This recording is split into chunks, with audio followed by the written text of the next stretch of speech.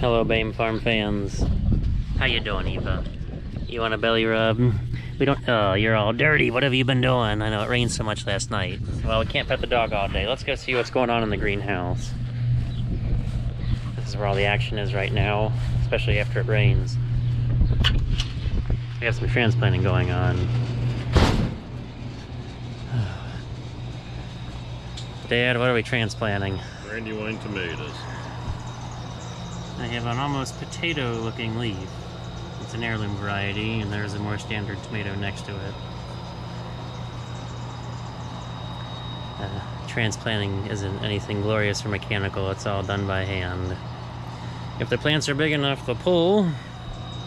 If they're not, you gotta take the pencil, and conveniently the trays have these little holes on the bottom side that are about pencil sized, and you pop them up.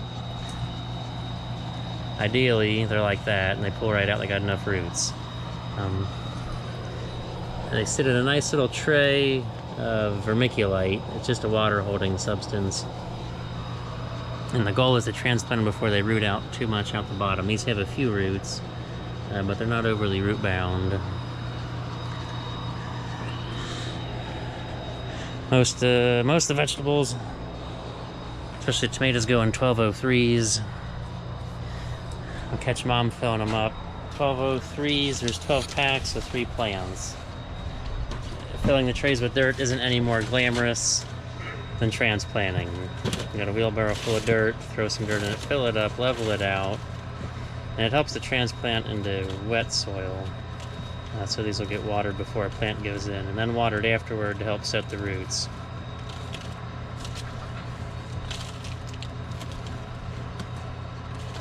Now, coincidentally enough, potting soil really isn't soil, it's more, they call it media.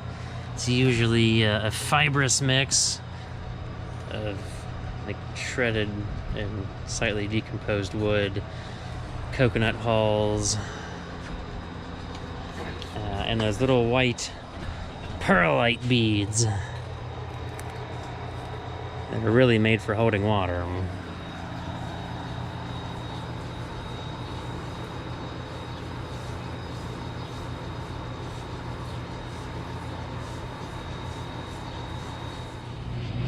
Here's a couple completed flats of a different variety. Now for retail, we put them in plastic. It holds together well for sales. And we've got tomatoes, peppers, many other flowers going in here. Now this is a flat of peppers is easy to show it off. They're a little small. We put ours for the vegetable patch in these peat pots. We just separate them and drop them in the hole. Don't have to worry about pulling the plants out of the plastic. The peat pots, I don't think are as cheap as the plastic, and they definitely don't hold together well. I mean, they're made to stay as one whole flat until they're planted. Most folks aren't buying a full flat of anything, they're buying a few packs and mixing it all together for their garden.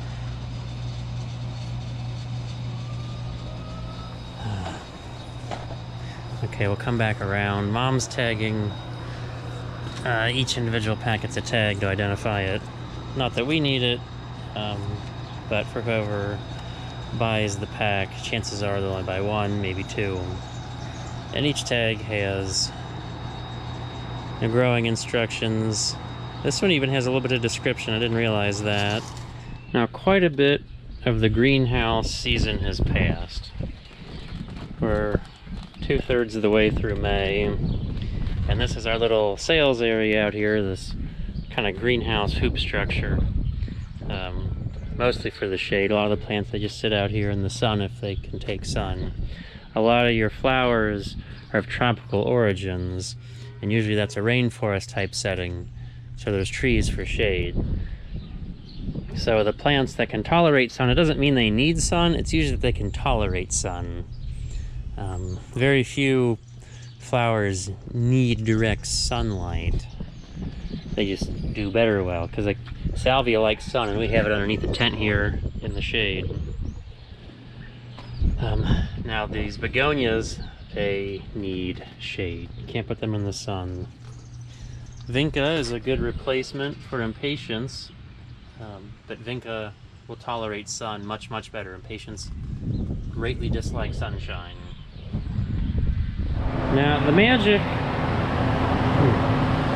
of the greenhouse really starts a long, long time ago on the warming beds. You can see we're getting low on sand and some of the wires are starting to show through.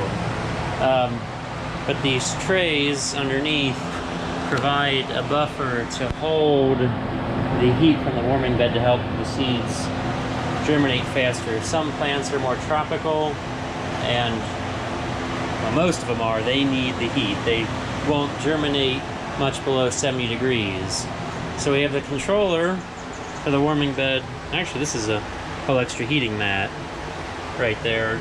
We added on the controller for this heating bed. This is a 2-level warming bed down here. Here's the controller. And you kind of set temperature, and then you can plug in a handful of beds to it. And I guess we have this all wired together as one run.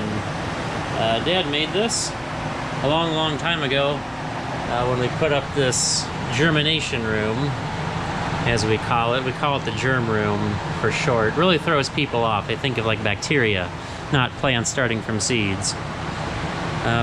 So yeah, the vegetable season really, the greenhouse season really flew by. Didn't get to see a whole lot of it.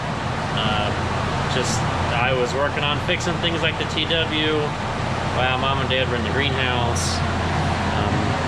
And then we had the plant sales, and the weather was sort of dry. I got a little bit of tillage done, and then it rained yesterday and flooded us, so we're finally making a video about the greenhouse. We still have cabbage to transplant, and even, well, the hibiscus. They're going to be super late, but the hibiscus are extra tropical. These won't, even if they were more on time, wouldn't be ready and blooming until August. It's something we sell with the vegetables in the summer. Like, we'll take them when we sell sweet corn. They've got nice, big, bright red, pink, and white blooms. Really draws people's attention. Now, we do all the seeding. By we, I mean Mom and Dad mostly. Do all the seeding by hand. These are 288 trays, I believe. There's 288 plants in each one. And each seed is dropped by hand. We don't do enough to justify having a seeder. And all that is there's a vacuum set up, like a vacuum planner, in a tray formation like this, or in an arrangement as these cells are. It sucks the seeds up, you lay it over the flat, release the pressure, and the seeds drop.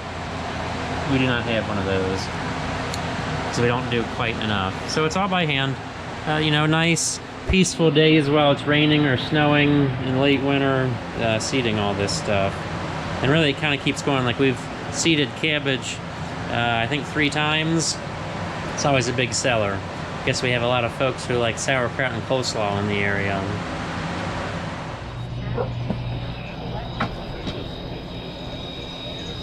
We come to the watering portion of this. The sun provides the sunlight, but in the greenhouse, they're protected from rain. So we gotta water by hand. Here's the fertilizer bucket with a siphoning tube. We have a fertilizer mix over here. It's very, it's actually not as blue as I thought it would be. It's very blue in the bucket though.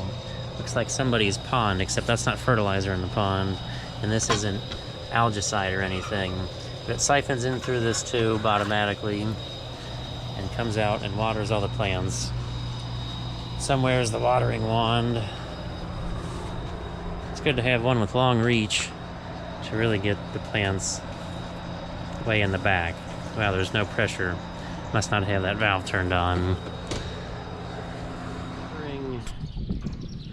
Now, watering is my least favorite portion of the greenhouse because of the time it takes to do all the watering by hand. It all comes to be a thing of scale of having an automatic watering system. Now, the large greenhouses that are turning out thousands and thousands of flats of flowers, we're talking like, you know, someplace like Bonnie plants that supplies for Walmart. Yeah, they've got it set up on automatic watering systems, but they're producing so many plants and they're not doing retail, so the plants are being moved out in bulk to the tune of, you know, they're watering one day and the next day the plants are being shipped to Walmart. So they're not pulling out just a little bit and a little bit every day to have to adjust their setup. No, it's all gone at once.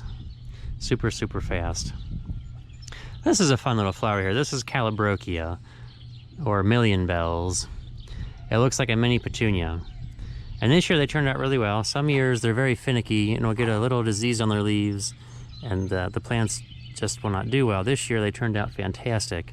And I think this is the last one we have left. Another fun thing we've tried is strawberries in baskets. They're never bearing strawberry, so they're not super big, but they're sufficient and enough to please your taste buds, because you can go out and pick your own strawberries. We're probably a month away from having strawberries out of these baskets. They're not blooming yet. They're tillering really well. Well, they're making stolons. Corn and grass is tiller. Raspberries make stolons. And each one of these little shoots here, we could cut this bit of the stem and this would root in and have a whole nother fresh plant. Well, I guess we'll call that the end of our greenhouse season video. I wanted to make more videos this year, but that didn't happen because I was too busy fixing stuff while everything else was going on. So we'll catch you guys later with more fun farming action.